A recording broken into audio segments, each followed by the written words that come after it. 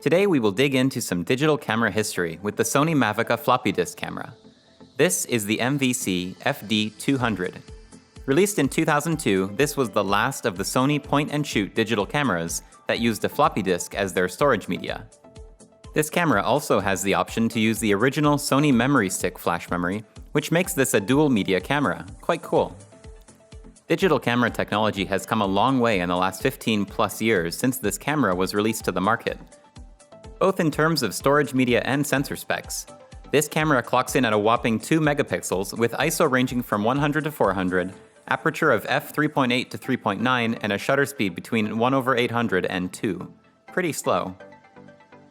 These are set via exposure value, or EV, which is a numerical representation of both aperture and shutter speed. The camera has a few settings, but the most interesting to me is that it can save raw TIFF files. I am impressed to see that this old point-and-shoot can save to a RAW format. It is great and will certainly improve the comparison with more modern cameras.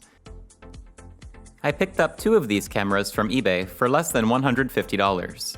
One of them was $35 and in near new condition, while the other was $110 in slightly rougher condition but with a few accessories.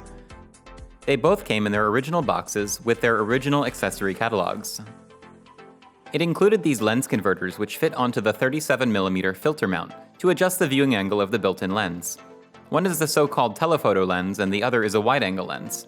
There is also an ultra-wide-angle lens for that extra wide-angle view. The wide-angle lenses provide a viewing angle that is closer to that of a modern smartphone. Here are some shots with the naked stock lens and the various converter lenses. I kept the camera stationary for these photos so that you can see how the different converters affect the captured image. As you can see, some of the wider angle lenses have some pretty rough chromatic aberration, which is when the red, green, and blue channels start to split near the edges of the image. The original owner was even kind enough to leave me a note regarding the focus settings required to use the wider angle lens. The suggestion is actually pretty handy because without macro mode, the wide-angle lens does in fact produce blurry shots. I decided to take the Mavica with me on a little photography road trip to compare it with my Canon T3i, which I used to shoot all of my videos. There is about 9 years between these cameras, with the T3i being introduced in 2011. The T3i is a camera that I am reluctant to upgrade because it has been serving me well for all these years. It shoots 1080p video at 30 FPS, which is fine for now, and I have a couple of lenses for it which make it versatile enough for my needs. Maybe I will upgrade as a prize for finally achieving some YouTube subscriber goals. No pressure. It is no surprise that this camera will have poor low light performance given the limited ISO range. I decided to give it the best possible chance at stacking up against a modern DSLR by taking it up to the waterfront on what turned out to be a very windy day. There is ample sun and detail to capture here. I set up the tripod and switched between the two cameras to take similar shots for comparison. I used a 10 to 18mm wide-angle lens on the Canon and the wide-angle converter on the Mavica. The results are not bad. The modern camera is clearly superior, but it is impressive what a camera from 2002 is able to pull off. Note that neither the Canon or Mavica are retouched or edited. These are the raw captures from each camera being shown here. One issue with the Mavica is the poor white balance, as you can tell by the change in color of the water.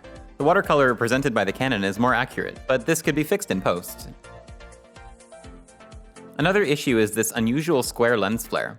This is likely caused by this strange arrangement of lenses. The noise levels on the Mavica are also noticeably higher, even at the minimum ISO of 100 for a shot like this. Next, I visited the nearby downtown area to take some more photos. You won't catch me replacing my daily use camera with this old Mavica, but I am pleasantly surprised, and I could certainly understand why someone might have bought one of these 15 years ago.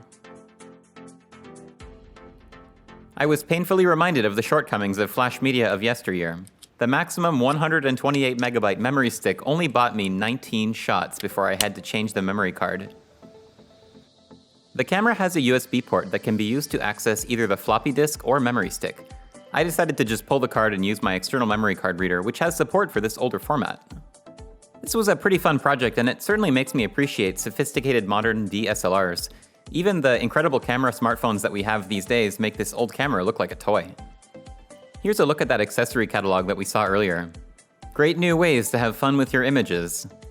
Here are some of those lens converters, $189 for the telephoto, and it looks like the original owner bought the cheapest of the wide angles at $59.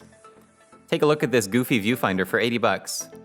And then there are a few bags, chargers, memory sticks. And there are even some interesting photo printers here. $449 to print 4x6 photos in 2002. It's pretty expensive. Well, I hope you enjoyed this trial and comparison of the FD200. You know, I just love these projects, ordering something from eBay, researching it, learning every little detail about it, and then, you know, I get to make a video about it and show it to you, which I really, really enjoy. And so if you want to see more from me, feel free to check out my channel. If you like this video, you'll probably like my others, where I'm doing all kinds of interesting projects, building stuff, weekend projects, and whatever. And if I miss some interesting detail about this camera, or if you know some other similar tech that, you know, goes with this camera, feel free to leave a comment below. I will definitely check it out. Otherwise, that's all I've got for now, and so with that, I will see you next time.